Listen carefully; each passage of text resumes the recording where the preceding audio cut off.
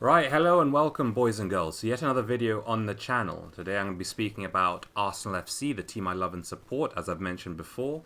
And this video should be going to the All About Arsenal section of the channel. Specifically, I'm going to be speaking about the preseason tour that just concluded in America with a 3-2 penalty loss to Real Madrid.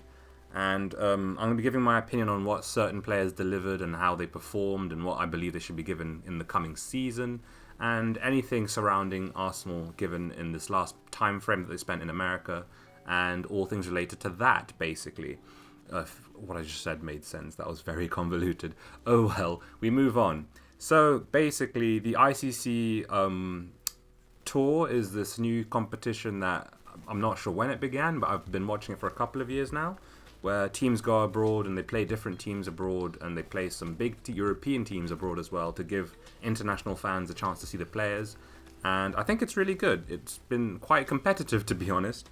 And as someone who's had to wake up very early to watch the games in the USA, for the most part, I've been very impressed and very entertained. So I'm actually very happy with this competition, how it's gone this year.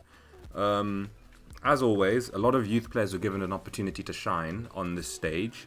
And I'm just going to quickly run through the games that we played and my opinions of specifically the young players and a couple of first team players and how they played. And as I said, what I believe that they should be given or what to expect from them in the coming season.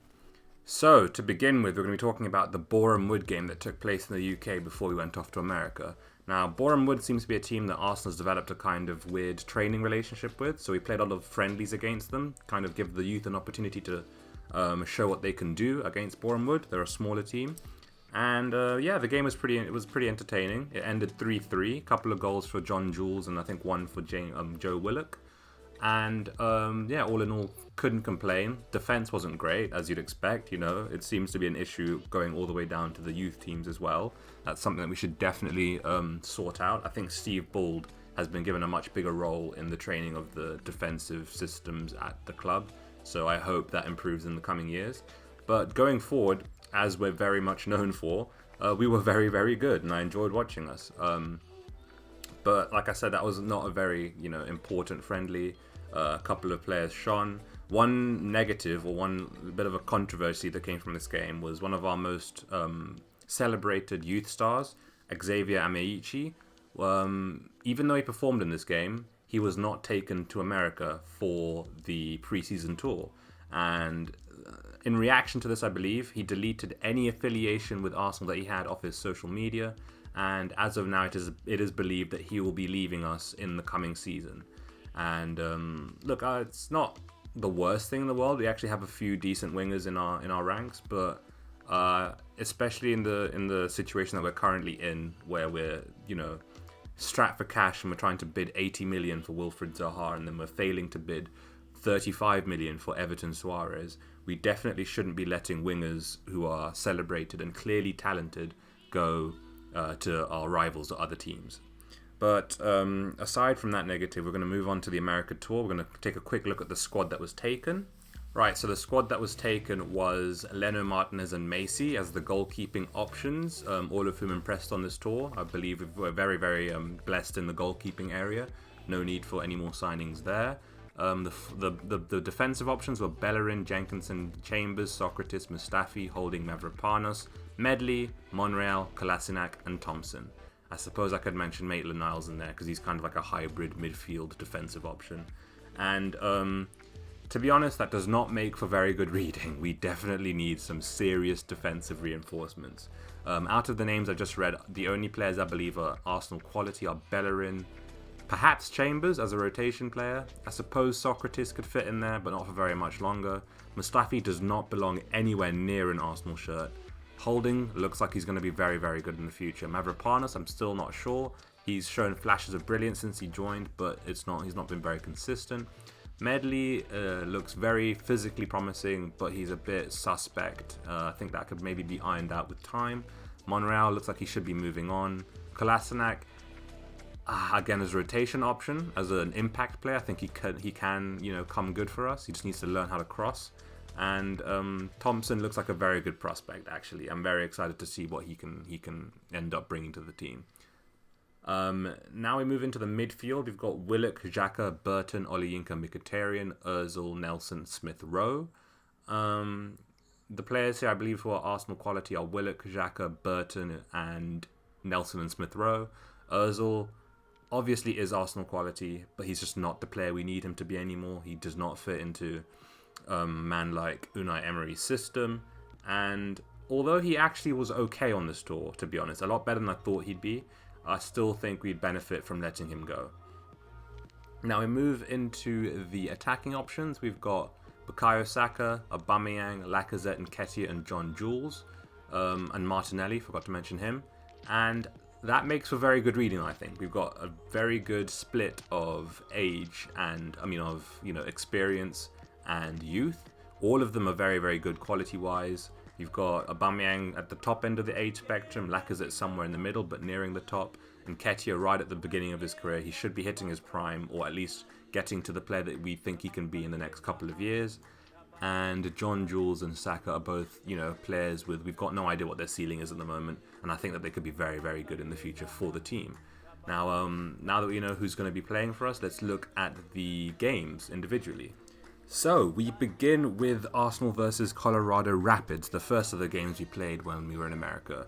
Now, there was a lot of controversy surrounding this game because we were in Denver, Colorado, and that is in fact Stan Kroenke's ends, and I think it's believed that Stan and Josh Kroenke came to the game, and this was in the midst of this whole "we care, do you" kind of fiasco, where people were asking whether Stan Kroenke and his people actually care about the club, because they don't seem to be investing, they don't seem to be very ambitious. And credit to Josh Kroenke, who I believe is going to be the new man taking over Arsenal. Stan's going to be completely removed, but Josh Kroenke came out, he gave a few statements, and he said very positive things, talking about how we should be excited for the coming signings, and how this whole new self-sustaining model with a director of football and manager and technical director, how he plans to get them all working together towards one goal. We should be looking for expensive signings, very big signings, 4 or 5 people that can, make an impact on the coming season. So far, with 2 weeks left of the window, it does not look like that's going to be happening. I'll speak about the transfers later on when they're all completed at the end of deadline day. But it was very nice to hear from the administration. Now, on to the actual game. The game ended in a comfortable 3-0. And nothing less than you'd expect from Arsenal, to be honest. Colorado Rapids were playing like a B team, though they did expose a lot of defensive issues. Mustafi had an absolutely shocking game. Kolasinac also terrible in this game. However, like I said, we're going to focus on the positives for now. Dominic Thompson, who started the game as left back, he was brilliant in this game. He was so good. The man got an assist. He was defensively sound, tracking back, making last-ditch tackles. Perhaps it's just because this is pre-season that he was putting in this kind of a shift. But if he can maintain anywhere near this level of performance, I think that he could definitely be pushing for not a starting berth, but to be in and around the first team for next season. He was very hungry in this game, and I believe he set up one of the assists. He got a pre-assist for Bukayo Saka in this game. Or did he get a goal? Not sure, an actual assist. I have to go back and look at the footage, but he definitely formed a very good partnership down the left-hand side with Bukayo Saka. Next up, we've got Bukayo Saka, who I've got down here in my notes, and I cannot rave about him enough. I honestly can't. He's got every physical quality you'd want from a winger. He's very, very fast. Like, you can see that from the way he moves, in terms of his dribbling, in terms of his body feints and all that, and also he's fast across the ground, whether he's on the ball or off the ball. He's very technical, decent first touch, decent dribbling, decent weight of pass, and he's very composed. He managed to score a chipped goal over the keeper in this game, which was very impressive. Very happy to see him getting on the score sheet. And he set up a couple of chances that were missed early in the game as well, which is unfortunate, but you know what? As long as he's creating the chances, eventually someone will put them away. So I can't be too upset about that. And I was very, very, very impressed with the way Saka played in this game. I believe he's going to be a definite star for Arsenal in the future. And we'll, just can't wait to see what he's got up his sleeve. Next up, we've got Nketiah, who was outstanding. Honestly, he was so good in this game. And he's been so good throughout the entire preseason. I genuinely think he is a first-team player. He should not be training with the under-23s. He should not be sitting on the bench the entire season. This man needs minutes, honest to God. He was the perfect number 9. Honestly, Unai Emery has turned Nketiah into a baby Lacazette, as I call him, because he does everything Lacazette does, but faster, because he's younger and he has more pace. Obviously, Lacazette's the better overall player, but Nketiah is not that far behind. I mean, obviously, he's quite far behind, but his ceiling is very close, or possibly above Lacazette's, I believe. And just to list down his qualities, he's very pacey, he's very good at getting in behind, he's brilliant off the ball, he's incredibly hungry for goal. He's relatively two-footed, he can finish off both feet. He defends, he likes to drop deep, he likes to press, he likes to use his body to get in the way of the ball, push people off it, as he did against Bayern Munich. And he creates quite well as well. He got an assist for John Jules' first goal in this game, which is very, very impressive to see. He also plays well in a 2. He links up very well with players, so I think that's also a very underrated quality, because we've been playing 2 strikers throughout the last couple of seasons, and I think that it's important that we have someone who can play alongside another striker. And John Jules was his striking partner, was also very good in this game, showcased a lot of his ability. He's a different kind of striker. He's more an out-and-out number 9, whereas Nketiah is an all-out forward who can play anywhere across the front 3 and can drop deep as well. John Jules is more of an Alan Shearer kind of player. He's good on both feet, good in the air, strong, tall, not to be messed with whatsoever. And I just love watching him. Honestly, I want to see a lot more of him, especially in the Europa League this season. Other areas to cover against Colorado were the midfield. Olayinka and Burton were both okay, I thought. People raved about them a little bit too much for my liking. I thought Burton did an okay job. Olayinka scored an incredible goal. I'll give him that. He scored an absolute blinder of a rocket. And but you really can't use one goal to assess a player's quality. I think that if he has that in his locker, it's great. But overall, his passing wasn't amazing. He did press high. He did win a few tackles in the opposition half, which is always good. But again, this is against Colorado's B team. You can't expect them to be that good on the ball. And next to him, you've got Chambers, who had a very quiet game. And if you're a centre-back and you have a quiet game, it means you've done your job. So yeah, you can't really complain there.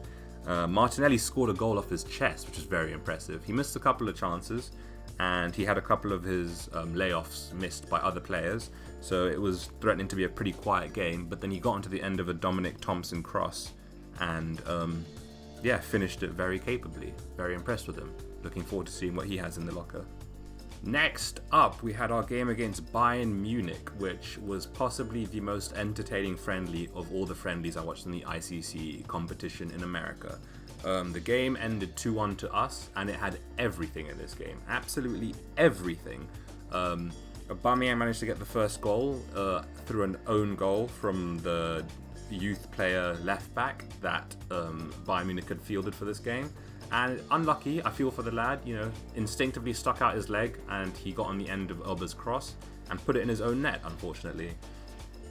But our lead did not last very long, as our defence once again was extremely lax. Mustafi failed to track his man, and Lewandowski put away a brilliant header. Now, I also feel it's very important to mention in this game, this is the game that I saw the quality in Emiliano Martinez. I definitely believe he is an upgrade on both Ospina and Petr Cech from last season as a backup keeper. He was brilliant in this game. He saved a couple of extremely dangerous long shots from Gnabry. He saved a couple of really weird deft flicks into the goal as well. And I think that he should be given all of the cup games this season. Genuinely, all of them. I don't care. Leno can play all of the league games this season, but Martinez deserves to get minutes this season. He has been so good, especially on this preseason tour. I heard he had a very good loan spell at Reading. I haven't watched any highlights from that, but I'm going to check that out as well. I believe that there's a lot to see from him. Also, his distribution has been okay. Not outstanding, but certainly not much worse than Leno's, so there's always that as well.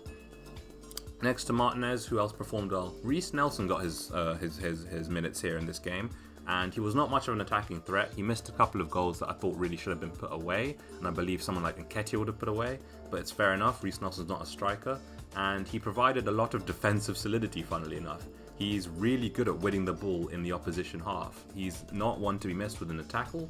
He does not go over very easily. He's got very good balance, and I believe he can be utilised very much in a sort of reserved wing position in the coming season. I hope to see that happen. Yeah, no, I don't think his attacking prowess has been shown in this preseason tour, though it's not over yet, so we've still got much to see. And yeah, Reece Nelson was very impressive in this game. Along with Reece Nelson, Nketiah again came on in the last, I think, 20 minutes of the game and managed to get a goal to win it for us. A beautiful goal, came from a Bukayo Saka corner. John Jules brought it down on a dime. Honestly, his touch is beautiful. Had a quick 1-2 with Chambers, whipped it across, and then Nketiah, as he does, poked it in, and it was a perfect poacher's goal. What I always knew Nketiah for, but he's become so much more than a poacher in this preseason tour. Along with that, there were a couple of instances where he showed that he's also not only hungry, he's also not one to be messed with in a physical battle either. He absolutely floored Kimmich in one of those 50-50 passes. Came over the top, both of them running for it. Kimmich went flying. Unfortunately, he gave away a free kick. But you know what? After that happens to you, you're not going to be so keen to go in for a tackle against him. And then again, in another 50-50, he put 6'5" Nicolas Sula on his arse. 5'9" Nketiah absolutely bullied Sula off the ball. And it was so unfortunate not to end in a goal. Honest to God, that was the best thing I've seen in this entire preseason tour. It was incredible. And that's really all I can say about that game. Incredibly impressive performances from lots of the players in the team. And we move on to Fiorentina. Again, Nketiah impressed, managed to bag 2 goals. And Alex Lacazette was deployed as a number 10, sort of false 9 in this game, which, you know, gives me hope for the future. Perhaps he can be turned into the new Dennis Bergkamp, and then Aubameyang can play that Thierry Henry role as the out-and-out striker, while Lacazette kind of links up the play in the middle of the pitch. And also in the Fiorentina game, a very impressive performance from Joe Willock, who played at centre mid, and he provided so much solidity, and he won all his duels pretty much, either by winning a foul or by coming away with the ball. And he really impressed me there, because I really did not know what he was about. I didn't know really what his best position was, and I still don't, because he's decent at number 10. He can play a decent wide role, he can play centre forward, and apparently he can play centre midfield as well. So yeah, the Fiorentina game showed a lot of quality there from Joe Willock. And other than Joe Willock, who else performed in the Fiorentina game? I haven't written it down here. Martinez, again, brilliant. Leno, also very good. And Kolasinac definitely showed his attacking prowess in this game, actually. So maybe he can be used in a more of a left mid role rather than a left wing role, or in a left wing back role or something like that, because he definitely isn't a left back. That needs to be made very certain. Speaking of left back, Jesus Christ, man. Please just get Tierney over the line already. Like, honestly, you're giving me heart attacks with this shit. Next, we move on to the last game, which is the Real Madrid game. And while I said all the games were very worth waking up early to watch, this one was an absolute dog's dinner of a game. I hated this game so much. It was awful to watch, it was terribly refereed, and honestly, you cannot draw any conclusions from this game whatsoever. Marco Asensio has been out for the season for Real Madrid, which I'm very upset about, because Asensio has so much to offer, and he was the only positive point in this entire game from both sides. Lucas Vazquez is trash. Thank God we haven't bought him. He was so bad in this game. Sergio Ramos was an amazing attacking threat. Couldn't defend for shit. Like, honestly, it was so sad to watch. We ended up losing 3-2 on penalties because Gareth Bale came on and scored a tap-in that, you know, all the media's going crazy about because of this whole Gareth Bale versus Zidane thing. But honestly, I don't see how one tap-in is going to change Zidane's opinion on Gareth Bale. He still should be leaving. We move on from that, and basically as a final verdict, the players who I believe should be in and around the first team for the next season are Bukayo Saka, Eddie Nketiah, John Jules, Reece Nelson, and Dominic Thompson. Because Thompson, we really need depth at left back. Other than Kolasinac, we have Monreal, and that is not strong options at all, assuming we get Tierney in. And if we get Tierney in, I think we need an actual left back to support him, and Dom Thompson, I think, will be the best option there. Throw him in at the deep end. You know, left back is a position that we can afford to kind of have a little bit of leeway in. I mean, for God's sake, with Kolasinac and Monreal as our left backs for the last 2 seasons, surely Dom Thompson cannot be worse than them. Yeah, also I think Chambers deserves a second chance. He should definitely be playing for the first team next season as a rotation player in the midfield or centre-back positions. Zach Medley not ready. as a centre-back. I do not believe he is ready to be playing in and around the first team. He definitely needs a couple more seasons in the under-23s or in the Premier League too. And other than that, I really do not know who else I can shout out here. Really looking forward to having Holding and Bellerin back in the team. They both will feel like new signings, I think, when the season comes around. And I cannot wait for the next string of preseason games. I don't think I'll be commenting on them at all because I kind of know everything I want to know at the moment, unless something spectacular happens there. And I'm looking forward to seeing who we sign in the coming weeks. I really hope we get the Kieran Tierney deal in. And actually, no, I'm going to save the transfers for a different video. So, yeah, thanks for watching if you made it this far, and enjoy the rest of your